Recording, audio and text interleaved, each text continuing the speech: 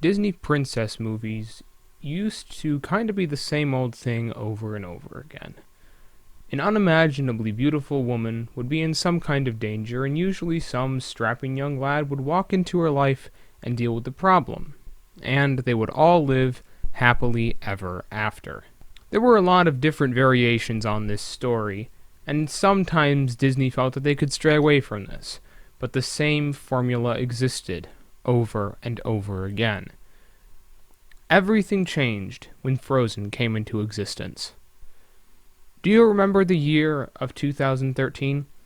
It was the year we got treated to Catching Fire and The Hobbit, The Desolation of Smaug.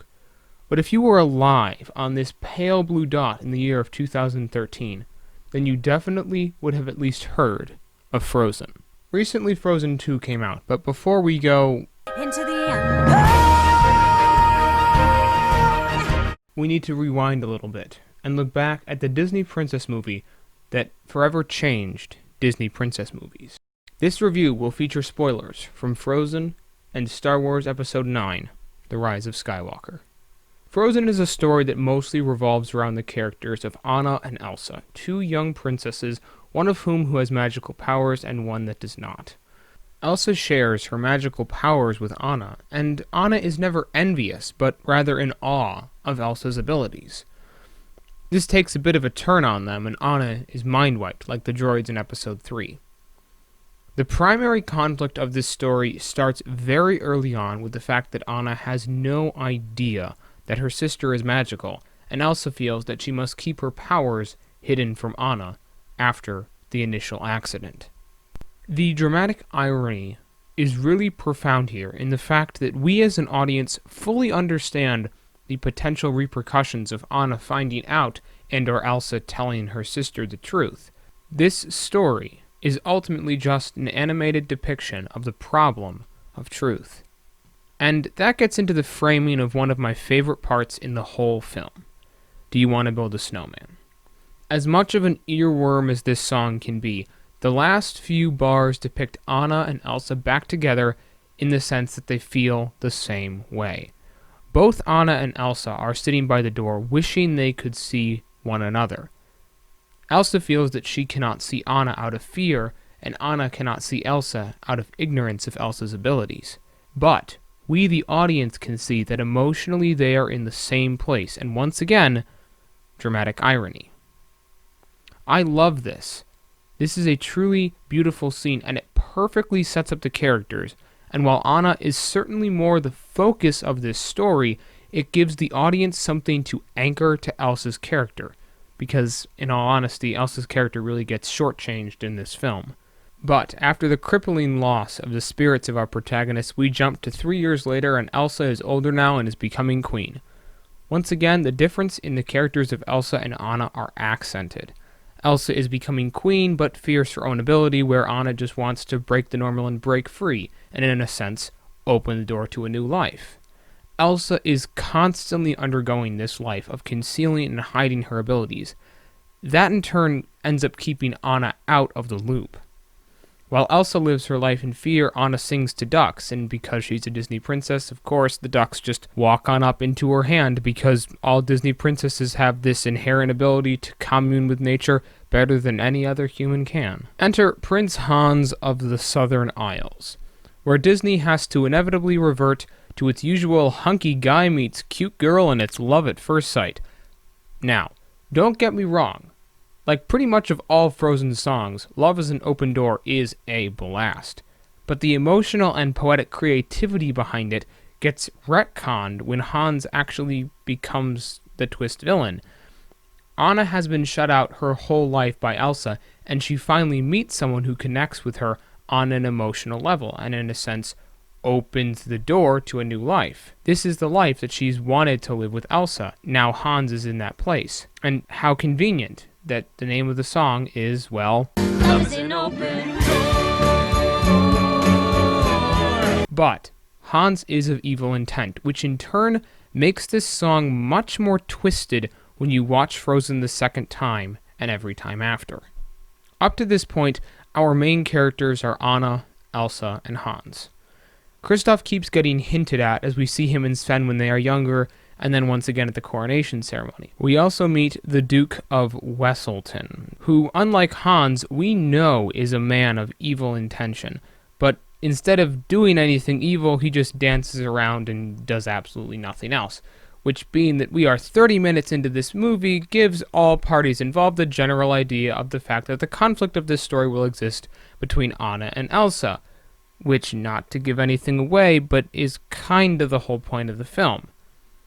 Anna and Elsa share one brief moment of dialogue, and then Anna, the clumsy princess that she is, decides that she'll hook up with this hunk, and Elsa responds to this news like anyone should. And we finally get a confrontation between Anna and Elsa, where Anna decides that she's had enough of this deception, and when pushed, Elsa does the one thing she does best: ice spikes.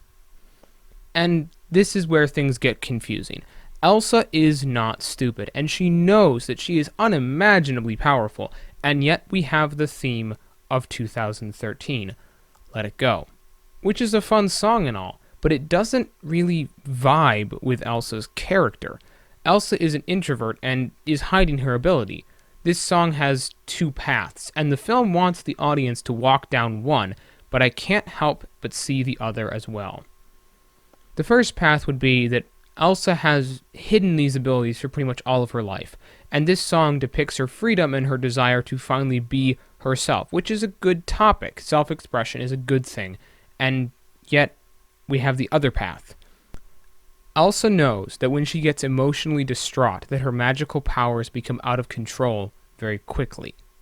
Out of distress and fear, Elsa's magic becomes dangerous and destructive, and she knows that, and yet she is still willing to just let it all go, even though she was just coronated queen. She has wanted to connect with her sister, and yet she's taking the path of evading the sister that we know she wants to connect with, and yet feels that she cannot. Elsa loves her sister, and yet runs from her sister. And this is where self-expression and family responsibility clash with one another. I'll also say that we don't really hear a lot out of Elsa until now. She's very quiet and then has sudden onset Idina Menzel. I can completely understand why people might disagree with me on this, because Let It Go was a hugely influential song, and for all of its flaws in regards to plot and characterization, the theme of the song regarding self-expression is one of truth. While the Elsa running away plotline is pretty nonsensical, Anna going after her sister makes total sense. Anna is the Luke Skywalker paragon of Frozen. Anna foolishly leaves Hans in charge and heads off to find her sister to finally run into the person who was actually on the poster for Frozen, Kristoff. Anna bribes Kristoff, which almost gets Kristoff killed, and Kristoff even warns against Anna marrying a guy she just met. One thing that I have never figured out about this film is, what did Kristoff have in his sled that caused it to explode? Here we also get a nice moment of character development from Kristoff, where he has the chance to leave Anna, but Sven ends up being the whole reason that Anna is able to find Elsa. Once again, Kristoff is only invested in helping Anna because she has monetary capacity. Anna's horse returns, and Hans decides to go after her. Once again, nothing happens here, except Weaseltown decides that Elsa is best left dead. We had a really good opportunity for perhaps a cut of Hans also planning something along with Weaseltown's plan, and then we would know that two groups with very different intentions are barreling down upon Elsa. And then we meet Olaf, my favorite character in Frozen. Unlike Kristoff, who has to be bribed to do things, Olaf is just one of those good guys from the start. Olaf is good to the end, doing whatever he can. He mostly serves as comic relief, but does work as an effective middle ground between Anna and Elsa, being that he was there before Anna got mind-wiped. But not only that, he serves as the emotional bridge between the two sisters. Olaf is actually a really good character who I think gets overshadowed by the fact that he is ignorant of thermodynamics, which is an okay thing in my opinion, being that in the Frozen timeline, he was born yesterday. Regardless of his ignorance, it is Olaf's wisdom and indefatigable spirit that allows for this film to stay on track. And we finally end up finding Elsa, who's not really hiding, being that she built a castle, and we get to see Anna at her best, being the paragon of the story. Anna wants to help Elsa, and Elsa feels that she cannot do anything because she herself does not really understand her own powers, or moreover how to counteract her freezing magic. Once again, we get a taste of great characterization meets poor characterization, where Anna wants what's best, and Elsa is now complete rogue, so much so that she makes an ice monster to deal with them. I really just don't like this. It all feels like the filmmakers just decided that they just needed to keep moving on with the film and didn't really think it out very much. I feel like the filmmakers were like, we need something to separate the sisters again, so why don't we have Elsa create a Stay Puft Marshmallow Terminator Man and, have Elsa do the usual ice spike. The second act of this film needs help. There's no other way to put it. Elsa's character needed more time on screen, and we needed to have some semblance of danger, but I do like that the fact that Anna gets hit by Elsa's magic because it allows for a really good third act.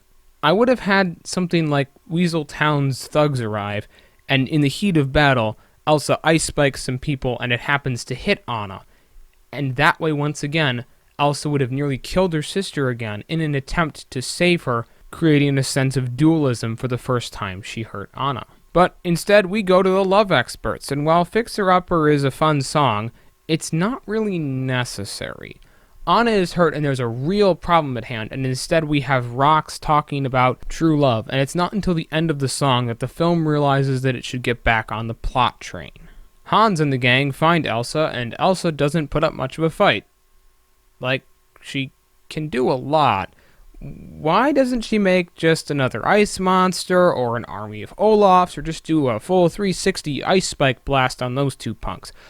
Come on. I get that the movie is PG, but be a little bit more threatening. These guys are trying to kill you. But then, again, Elsa isn't just some murder hobo, so there's certainly a sense of morality to her character and the fact that she doesn't push the Weaseltown thug off the cliff or stab the other guy. But for plot reasons, Elsa is captured and we come to the epic third act conclusion. Elsa is captured and is trying to escape and cannot control her blizzard-making magic, while Anna wants Hans to kiss her because the only act of true love that can ever solve a problem is a true love's kiss. Right? And then we have, Hans being Hans.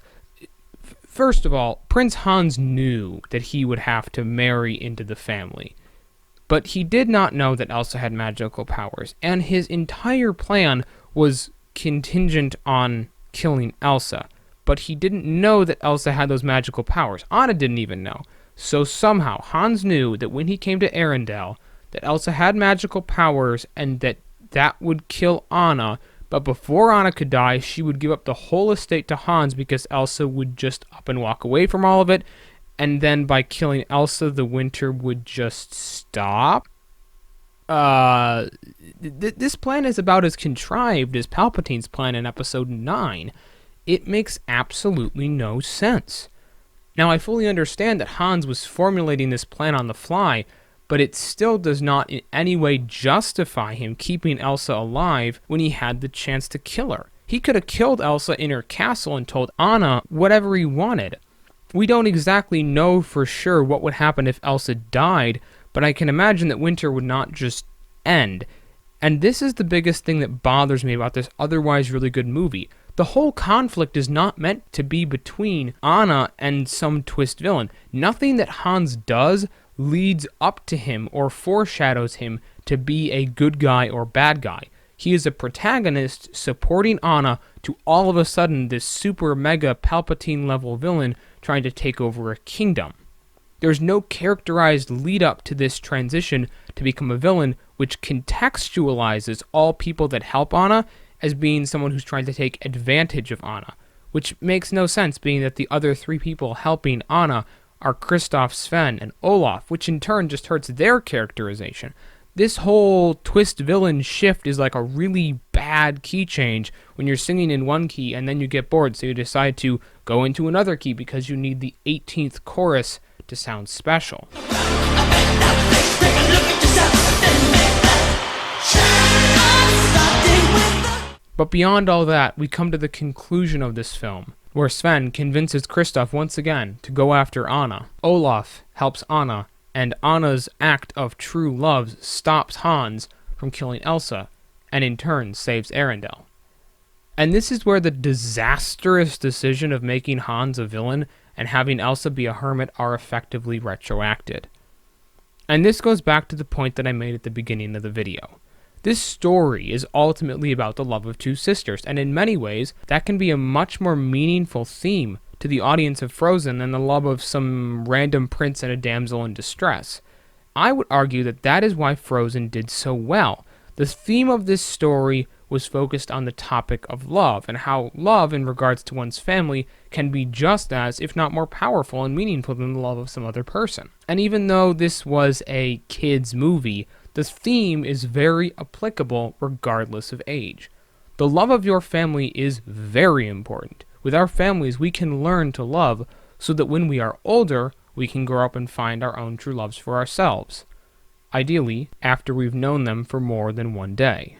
As Olaf puts it best, love is putting someone else's needs before yours. It's why I love Olaf's character so much, because his arc as a character defines the theme of the story, that we are born, we live, and we die, and in that time, we meet people who are very important to us, like our friends and family. So it's okay if you get upset with your friends and family. It doesn't make them any less than. It just means you disagree with them. And our differences make us who we are. Anna recognized that very well. She was never envious of her sister's ability, but supportive of. We all have people we love and hold very close to us, and that is why love will thaw. Because, once again, as Olaf puts it, some people are worth melting for. Everything that happens in Frozen makes feasible sense, and while the characters have their moments of impracticality and the plot falls off the rails sometimes, the overall thematic structure and focus of the film are very well done. I wish we had more moments with Kristoff and Sven, and the end was rushed with Weaseltown and Hans being dispatched promptly, along with Kristoff getting his sled back.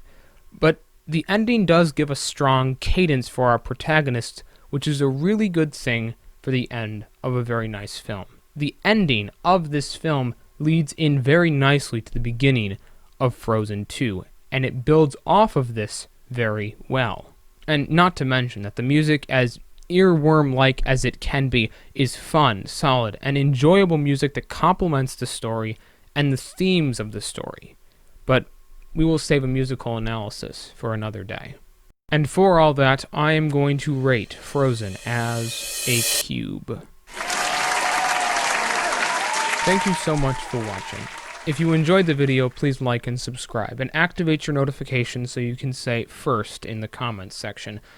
As you can probably see, there is not a lot of content in my channel, but more is on the way. And please comment down below for what you would like to see in the future, as I'm always looking for good ideas. Otherwise, stay safe, because I'm off to the cinema.